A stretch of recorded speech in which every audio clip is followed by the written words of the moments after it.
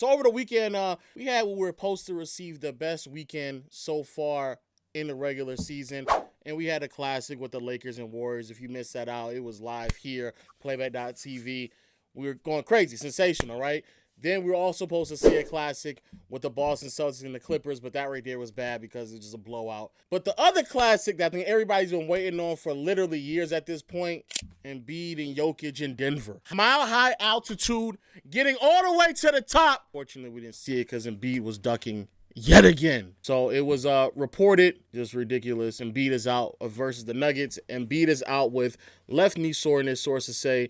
Sixers training staff had concerns while watching Embiid during his warm-ups routine and made the decision to sit him out versus Denver today, sources said. Sixers are without Embiid, Maxey, and Tobias Harris. Now, the problem with all this is that this is all leading up into the game, like literally 15 minutes before the game. So for those who do not know, when you're this late, between the warm-ups to shoot-arounds into the game, you can't just sit somebody out that quickly without the league looking into it or without talking about it. Shout out to Coach Malone. He did bring that up as well, saying that, that's a problem.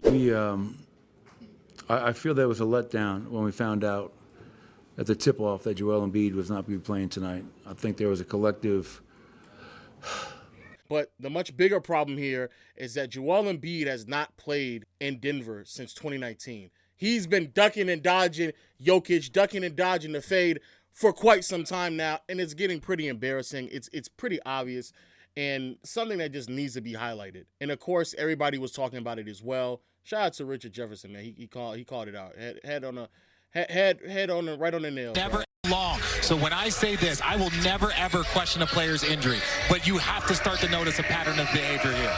Also, you even had the fans saying, where's Joel Embiid?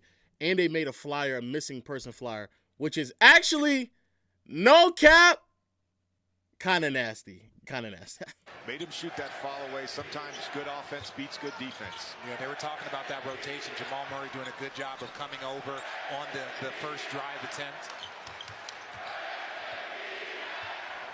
Where's Embiid at? The chance here in Denver. That's actually pretty nasty. I did not know they did that game. So, as I reported before, as I already stated, the NBA is expected to review the decision to have Joel Embiid sit out against the Nuggets.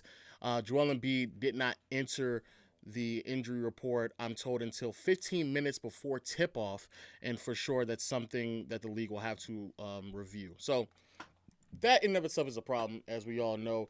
You're not supposed to do that. That's problematic. It's something that, you have to prep everyone for because you're trying to entertain. But when you are a player who has been dominating as of late and everybody wants to see you put up crazy numbers as you did against Wemby, as you do against some of the easier teams in the league, and to be fair to Joel Embiid, you're on a roll. It's just like, bro, like, what are we doing at this point? Honestly, chat, I don't even know if it's coincidental anymore. Bro, like, at some point, you got to play this man. You got to play him. You have to, because it's crazy that this nigga can literally go to your state, go to your city, go in your arena, show up, and you basically beat this nigga ass every single time, and now all of a sudden it's a problem, bro. Now, somebody did bring up the altitude thing. Some Twitter people were highlighting Joel Embiid hadn't played in Utah since 2019 until this month, so this year. But he played 4 games against the Jazz during the same time. Jazz play at the second highest altitude in the NBA after the Nuggets. Maybe he's not ducking the smoke. Maybe it's just the altitude. I don't give a fuck. If that's true, that's a dumb argument, dumb take, don't care. You need to show up, bro. You need to show up. You can beat up on any and everybody else when you're at home, but you can't beat up on Jokic or anybody else when you're away. You got to do that, bro. You got to face that. So I think that it's just a bit problematic from that extent. However, in a much bigger picture here, Joel Embiid can only miss 5 more games to be eligible for the MVP award this season. And not only just the MVP award, but obviously in season awards, all NBAs, all defensive team, et cetera, right?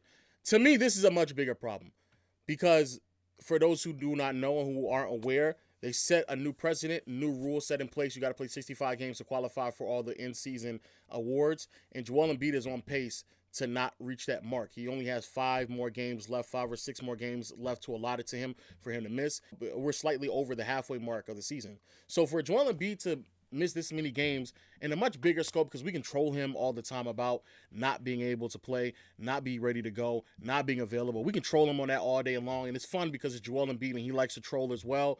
Regardless, we don't even know if he did or did not make the decision, but it's still just fun to troll him, right?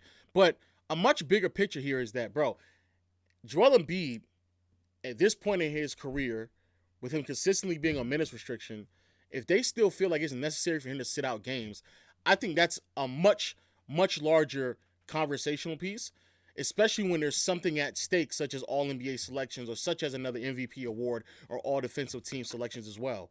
Like, if you're going to miss this many games, it does provide us a little bit more concern or add a lot more validity to the concern of how many more minutes restrictions or how many more games does this man need to miss for him to be prepared for postseason play? Because if he's not available to play at a certain level throughout the regular season, despite the fact that you're not playing at a high level or playing that many games that you would play in the postseason, it does beg the question, will he ever be prepared to play in the playoffs? Because for those who do not know, when you play the second and third round in the playoffs, bro, you're basically playing basketball every other day for a month straight.